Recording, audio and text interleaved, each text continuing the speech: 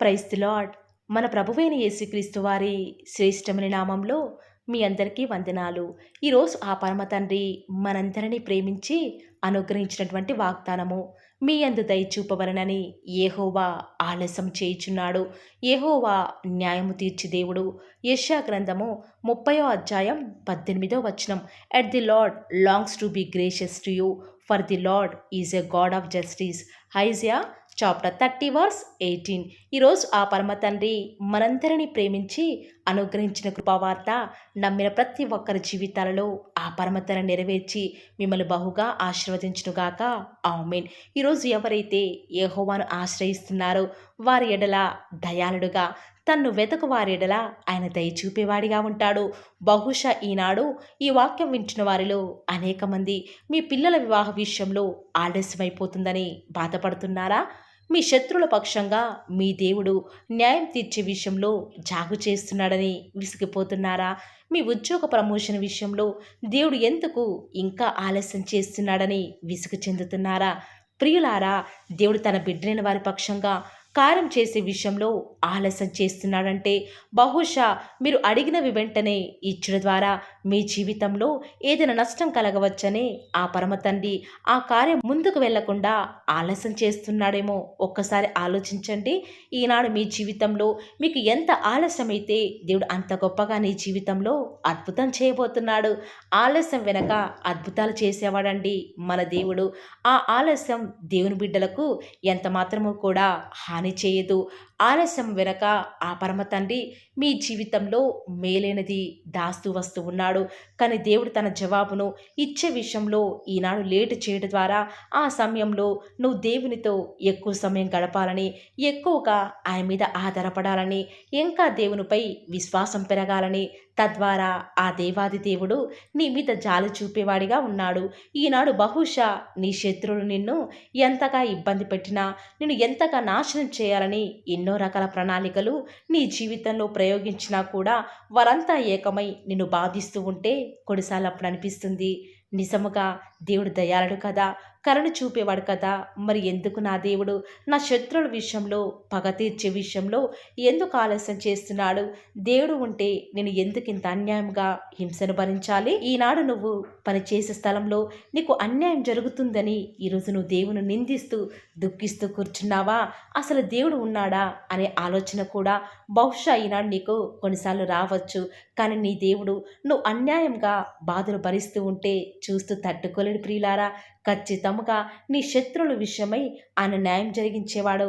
హఠాత్తుగా వారంతా కూడా నీ కళ్ళ ముందే ఒక్కసారిగా నాశనమయ్యే విధంగా చేయటకు సమర్థుడు. ఆనాడు అబ్రహాం కుమారుడు ఇస్సాకు దాదాపు 40 సంవత్సరాల వయసులో తన తల్లి మరణించినా కూడా తన వివాహ విషయంలో దేవుడు ఆలస్యం చేసినా కూడా అందరికంటే శ్రేష్టమైన బహుమానాన్ని నా దేవుడు ఇస్తాడు అని నమ్ముతూ వచ్చినాడు.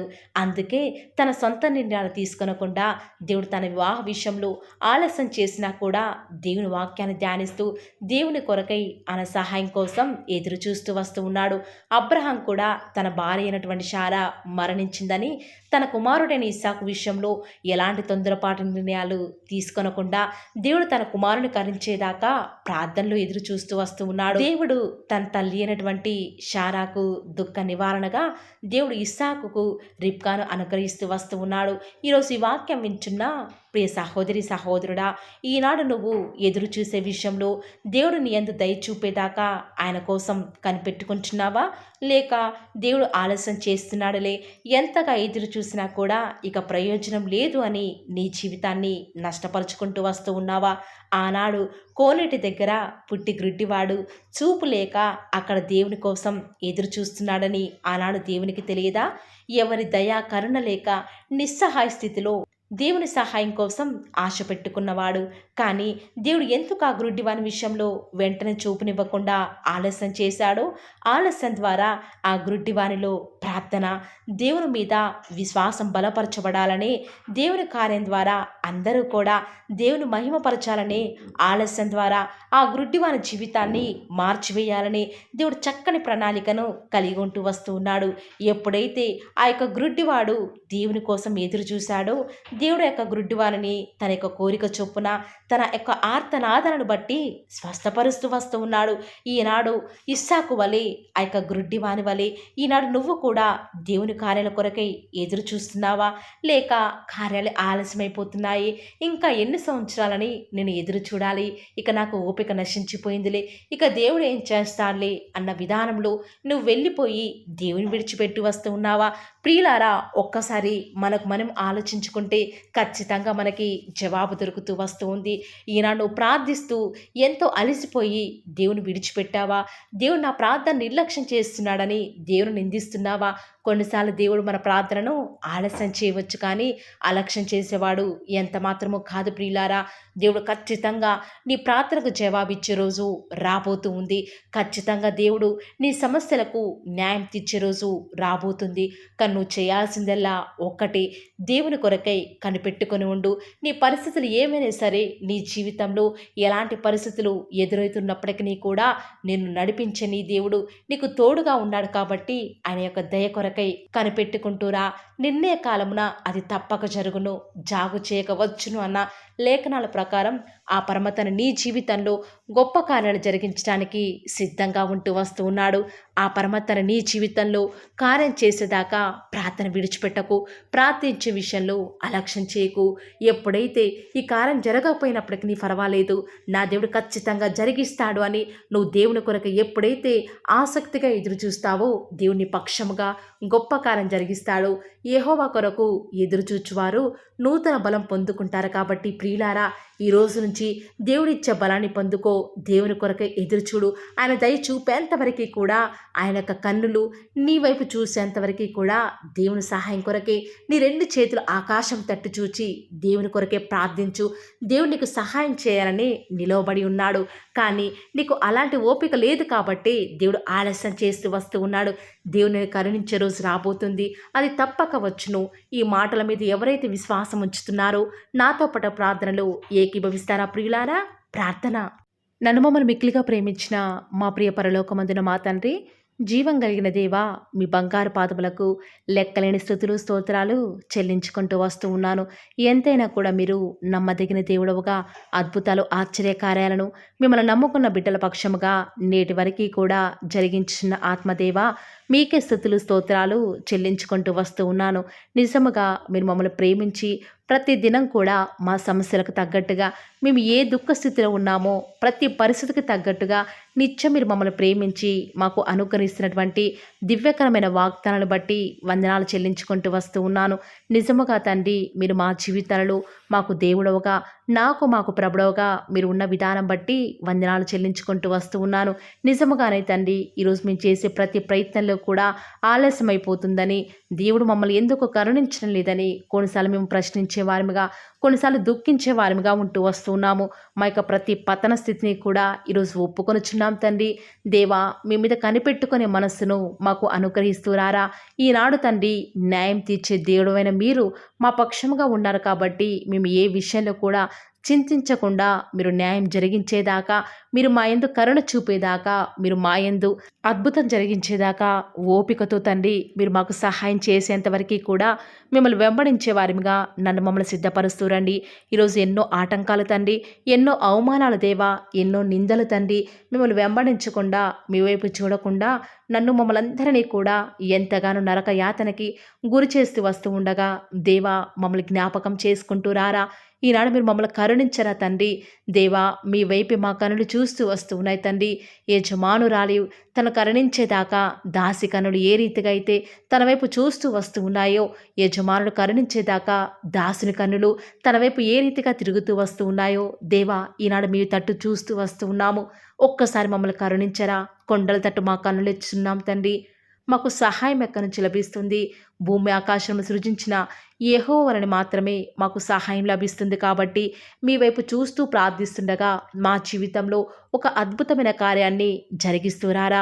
మిమ్మల్ని నమ్ముకున్న బిడ్డల పక్షముగా ఈ యొక్క వాగ్దానాన్ని ఉన్నట్లుగా నెరవేరుస్తూ వస్తారని కూడా మీ సన్నిధానంలో వేకువజామున ప్రార్థిస్తూ వస్తూ ఉన్నాము. రోజు ఎవరైతే తండ్రి వాగ్దానం విని ప్రార్థనలో ఏకీభవించి వాళ్ళు స్టార్ట్ చేసే పని ఏదైనా కూడా, మా ప్రతి పనిలో కూడా మీరే మాకు సహాయకారిగా, నాకు మాకు దేవుడవుగా ప్రభుడవుగా ఉంటారని కూడా మీ సన్నిధానంలో ప్రార్థిస్తూ వస్తూ ఉన్నాను తండ్రి.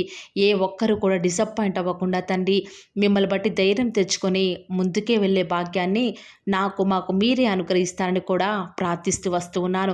ప్రత్యేకంగా మమ్మల్ని ప్రేమించి మాకు Paul of the word channel ద్వారా అనుగ్రహిస్తున్నటువంటి ప్రతి శ్రేష్టకరమైన వాగ్దానాన్ని బట్టి వందనాలు తండ్రి.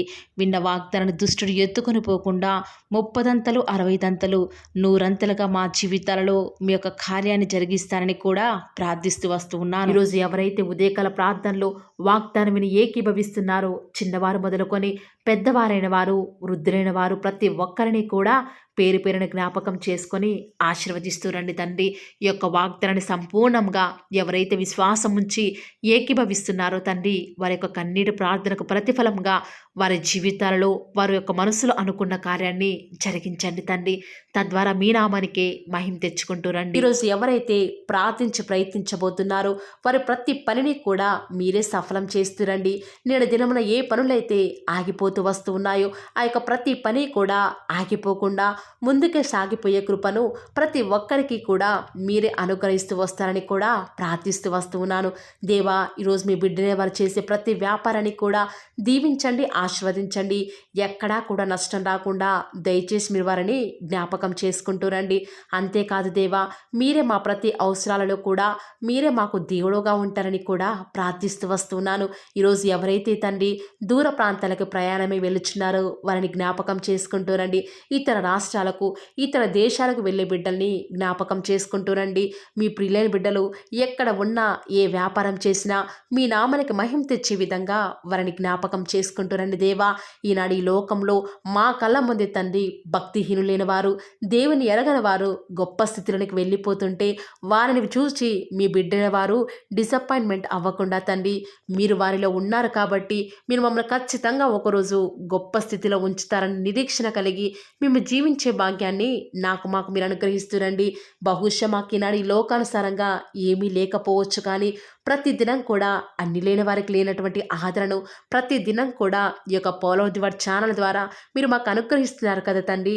దాన్ని బట్టి మీకు వందనాలు చెల్లించుకుంటూ వస్తూ ఉన్నాను. దేవా, దయ చూపించండి తండ్రి.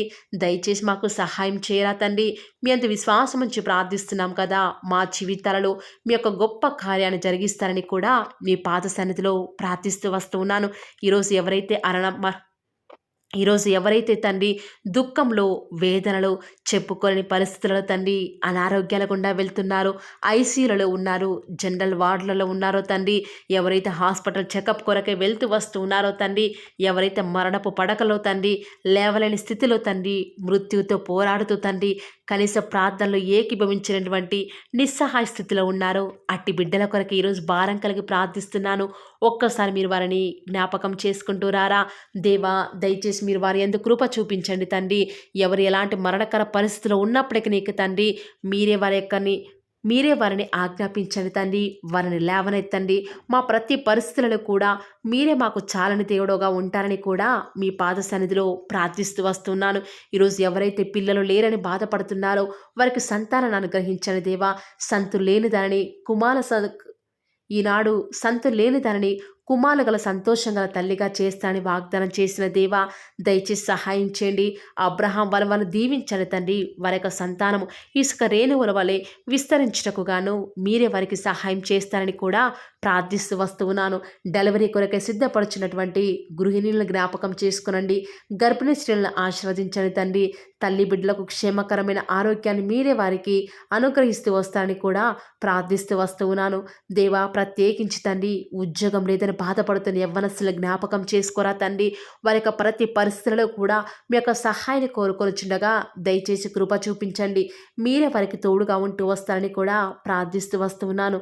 దేవా, ప్రత్యేకించి తండ్రి వివాహం ఆలస్యమైపోతుందని ఎంతోమంది ఆడబిడ్డలు యవ్వనస్తులు దుఃఖంలో ఉన్నారు. ఎన్నో ఉపవాస ప్రార్థనలు చేస్తూ ఉండవచ్చు. దేవా, దయచేసి వారు భారం కలిగి చేస్తున్న ప్రార్థనను అంగీకరించి తగిన సమయంలో తండ్రి వారి యొక్క వివాహం జరుగుట ద్వారా మీ నామానికి మీరే నామానికి మహిమ తెచ్చుకుంటూ వస్తారని కూడా ప్రార్థిస్తూ వస్తూ ఉన్నాను.